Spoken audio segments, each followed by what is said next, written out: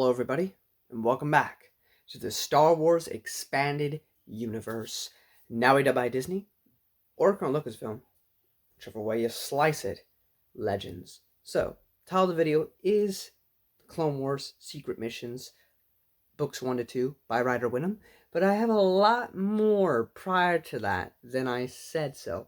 Also, the FiloniVerse begins, but before we get to that, you want to go back to the Genndy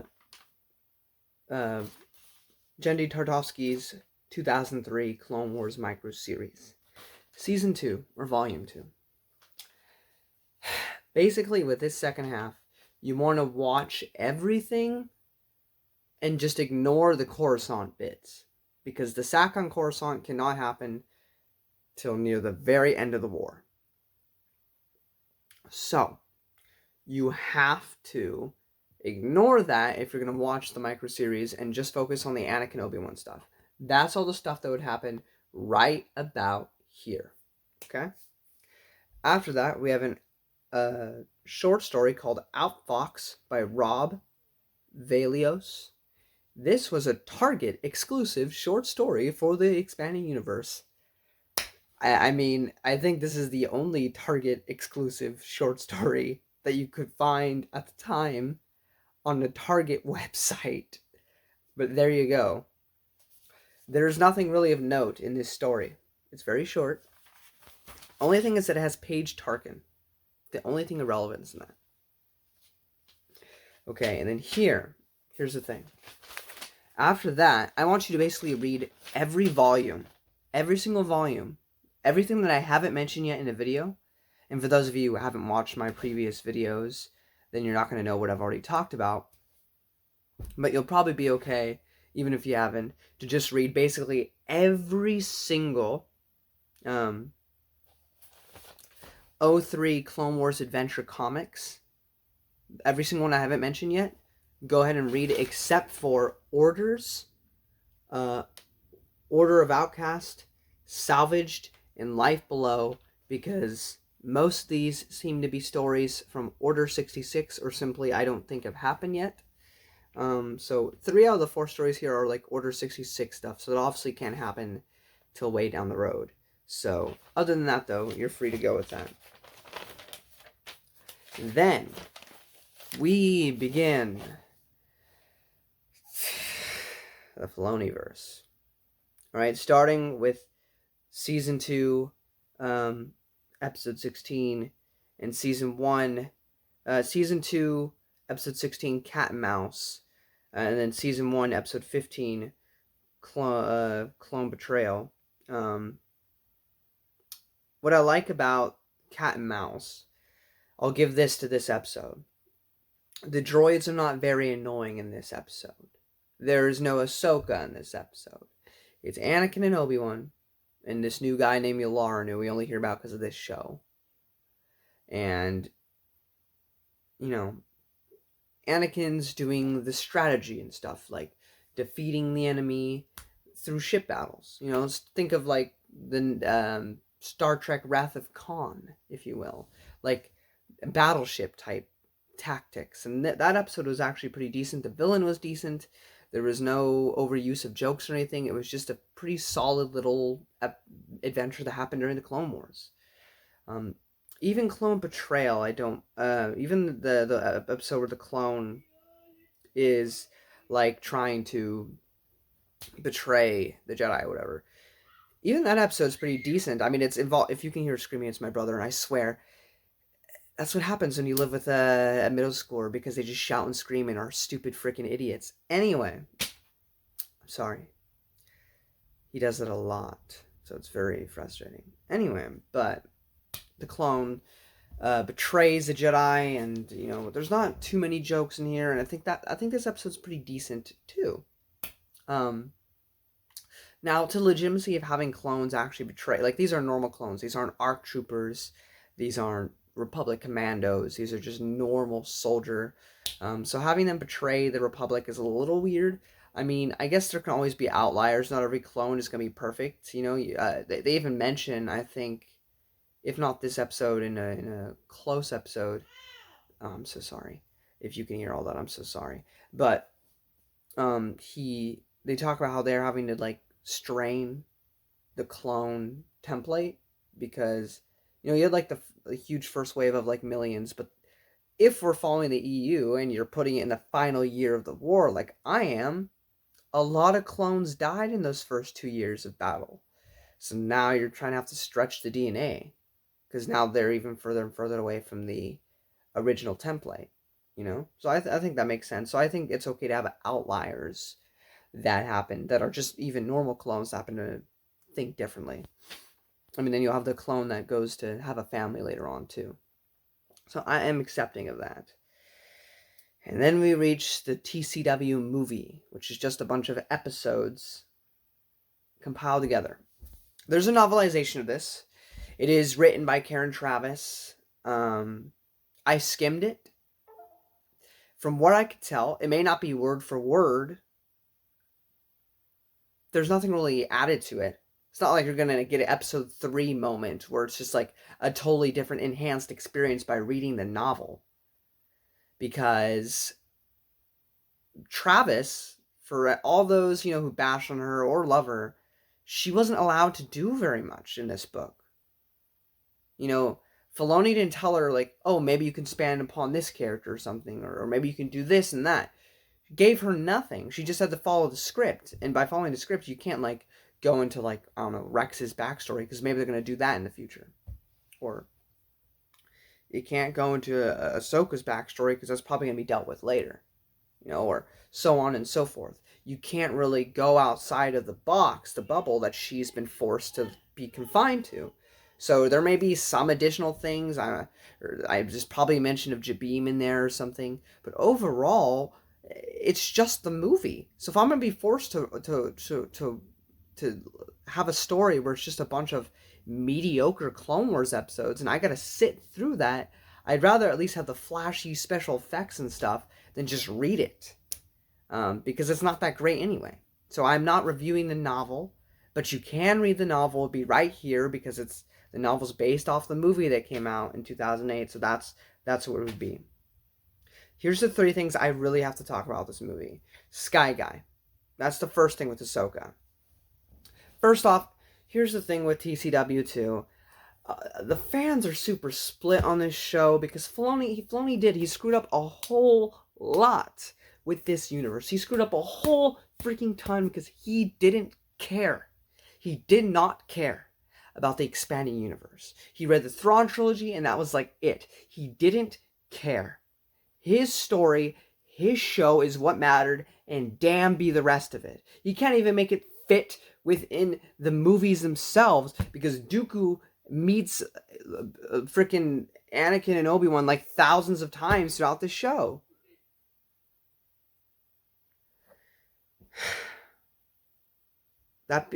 So here's the thing.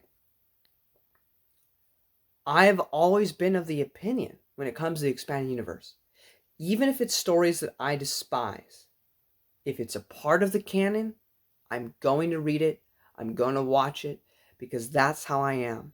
I do not ignore something simply because I don't like it.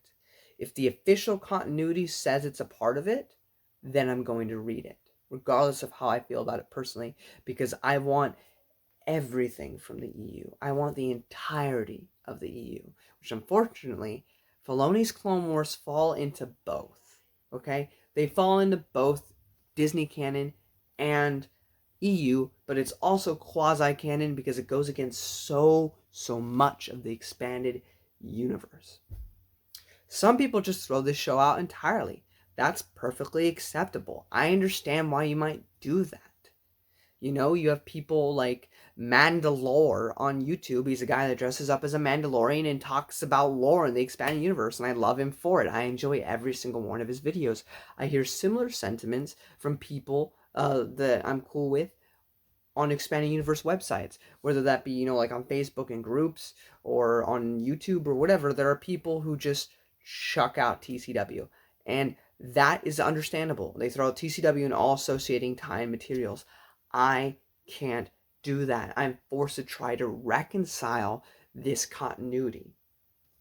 However, thanks to the Nor explanation, you can just basically, it's free reign. This is the only instance where, I mean, you can do whatever you want because it's fiction, but here you have an in-universe reason as to why, if there's something contradictory or something you don't like in Filoni Clone Wars, you can simply just ignore it.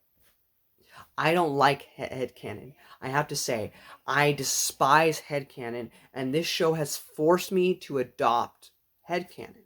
I have to. The only way to, if you're gonna shove this show into the continuity, the only way that you're gonna be able to make this work is by chucking things out you don't like and by chucking things out that don't make sense. That is the only way to make it work.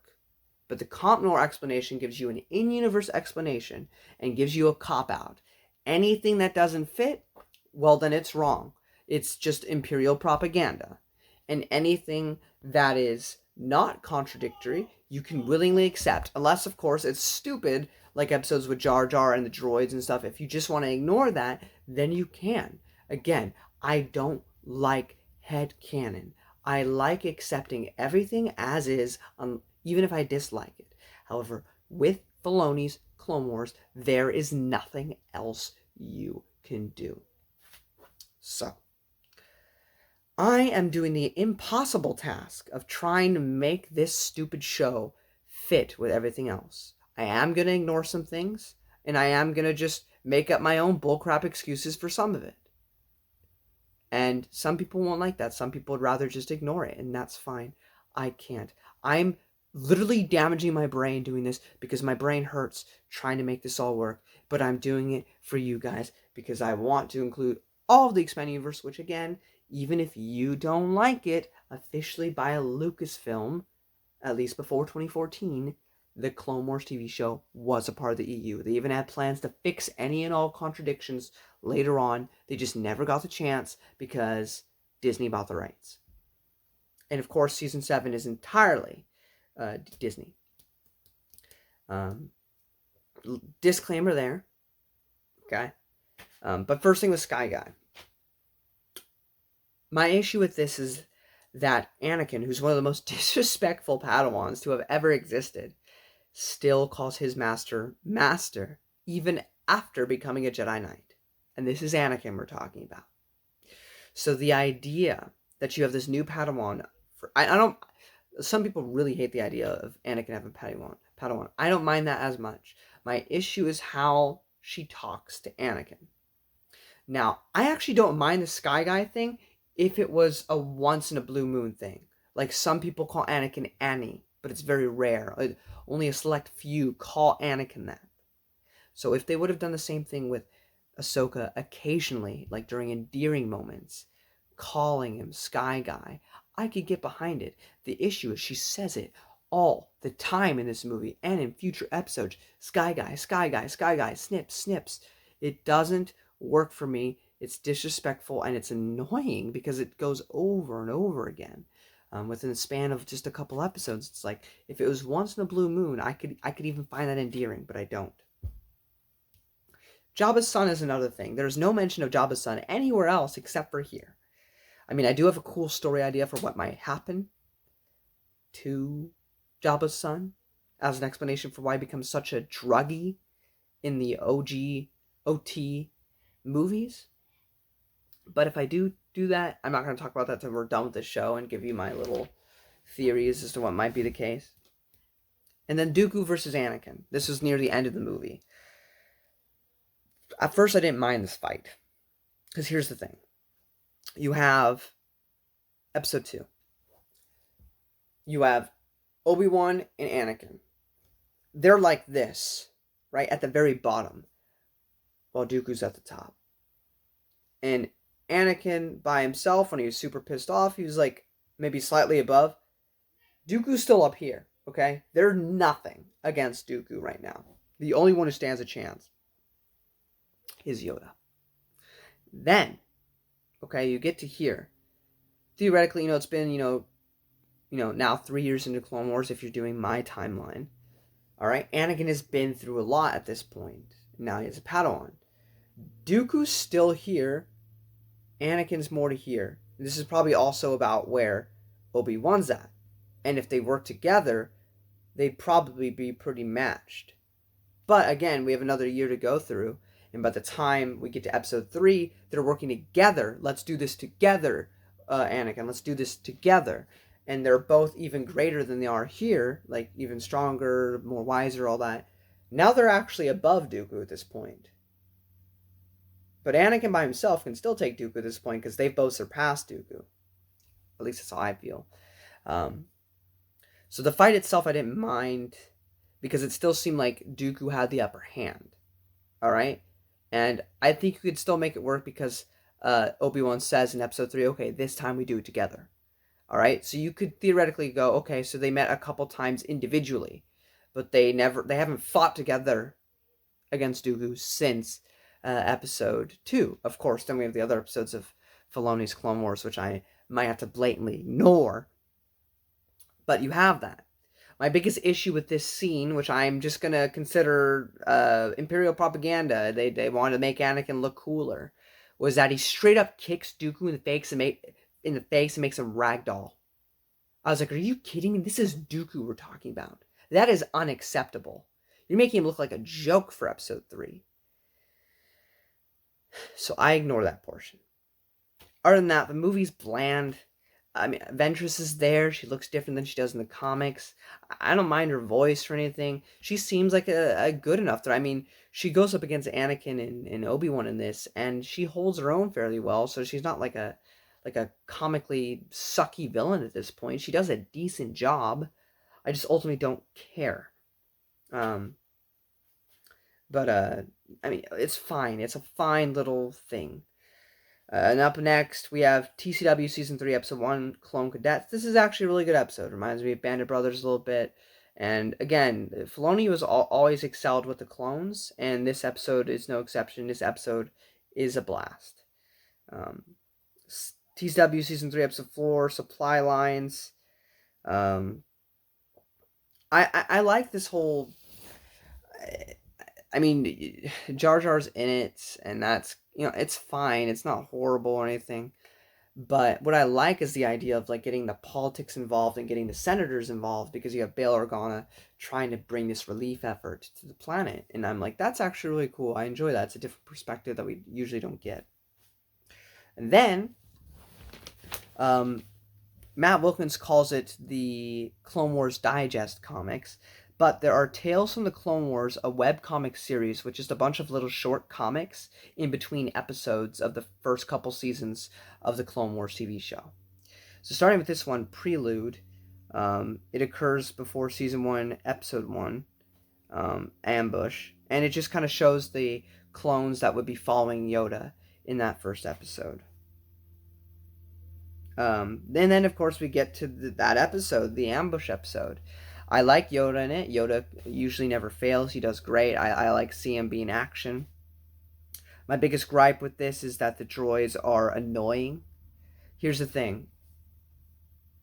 In the movie, there's a part where Ventress is frustrated, so she chucks the droid off of the cliff, and he goes, "Why?" That I found legitimately funny. I mean, we know that droids become self-aware in this universe. It's happened time and time and time again. That's why there has to be memory wipes. These droids do become sentient. So it's not hard for me to believe that maybe this droid simply lived longer than the other droids. Like, a lot of droids probably die, like, right off the shelf, but maybe he made it 3 years into the war, okay? A really successful droid, all right? He's starting to get a little bit more independence, okay? So I'm willing to accept that comedic moment, because I thought it was used well. It didn't really contradict any character or make them weird or anything. That was a funny moment that was perfectly acceptable.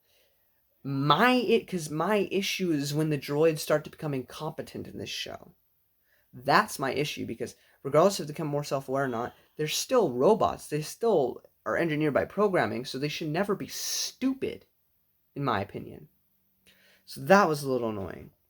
And then you go back to Tales from the Clone Wars webcomic, Shakedown. I have nothing to say other than that's the next thing you would read. And then also, if you go over to Clone Wars Shipyards of Doom comic, I have nothing to say about this comic. It was fine. I'm really annoyed with the carbonite thing that they do in this little comic, which shows like everybody going to carbonite, which they're going to do in a future episode of the Clone Wars, and just makes episode 5 seem a bit weird. But I'm willing to accept that maybe Darth Vader already knew about it, that he would survive, but no one else did, because it wasn't a common practice. But I don't know. It's stretching it for me, because now this is 3 times where this has happened, and it just bothers me. Actually, no. This has happened 4 times if we're counting the Shadowhunter, because this happened in Shadowhunter too. So never mind. It's a tired trope, and I'm getting sick of it. Season 1, Episode 2, Rising Malevolence. This is a very Plow Koon-centric episode, and I rather enjoy this one. There's not too many problems with it. I don't think so, other than the droids being a bit cartoony again. But other than that, I quite enjoyed this episode quite a bit. Clone Wars Digest, Clone Wars webcomic again. We go to Procedure. Don't have anything to say about that, but that's where you would read it. And then Season 1, Episode 3, Shadows of Malevolence. A lot of clones die in this episode. And Anakin doesn't take that lightly, and I appreciate that. And again, you go to Clone Wars Digest again, Clone Wars webcomics, and you would read Agenda. And then Clone Wars Season 1, Episode 4, Destroy Malevolence. Alright, now we get to the title of this video. Only 21 minutes in to get to it. Clone Wars Secret Missions, Book 1, Breakdown Squad by Ryder Winham. So they do mention the Malevolence plot thread in here. And we also get to see a Chiss Padawan, which is actually really cool because we don't get much of that. This first book was very decent. It introduced us to Breakout Squad. It introduced us to this new Jedi companion and the smuggler. And I think that all these new characters are really, really fun and interesting. Also, we have Cad Bane, so that's kind of cool. Then we get to Secret Missions 2, Curse of the Black Hole Pirates. Now, just that title alone. This is a reference to the 70s Marvel Comics, where black hole pirate gangs did show up. There is a girl, Chiss, in this book, because basically, Nero gets sent on a mission to go talk to the Chiss Ascendancy because he's a Chiss. Even though he's never met them before, because he grew up in the temple. And so that was really great. She also, this girl, happens to be a Naruto, which, if I'm not mistaken, is the same family as Mithra Naruto, Thrawn. So that's really cool. Bosk is in this book, which is really fun. I enjoy seeing Bosk as always. What I appreciate about Bosk is, I mean, he is usually comedy relief because he's like stupid. And I think that's pretty consistent throughout all of the EU. He gets more competent, but he is always kind of stupid. And we even see that progression, because Ryder Winham also wrote the Episode 2 Adventures, and he was super dumb in that with his dad. Now, I feel like he's a little bit more competent, but still easily tricked. And I thought he was a lot of fun. It's nice to have a little bit more with Bosk, because he's supposed to be like mortal enemies to Boba Fett. And so here we get to see a bit more of him also in the prequels. But once everything gets tied up in this book, we, of course, have Nero, who is tied to Thrawn as his real name, ends with Naruto. That was kind of cool. And then we end, of course, with Dooku talking to Nero's master. And what's going to happen with all that? Well, we'll have to read the next 2 books to find out. But up next, guys, I have the first FiloniVerse novel for you guys, which is Wild Space by Karen Miller. So until next time, guys, may the Force be with you.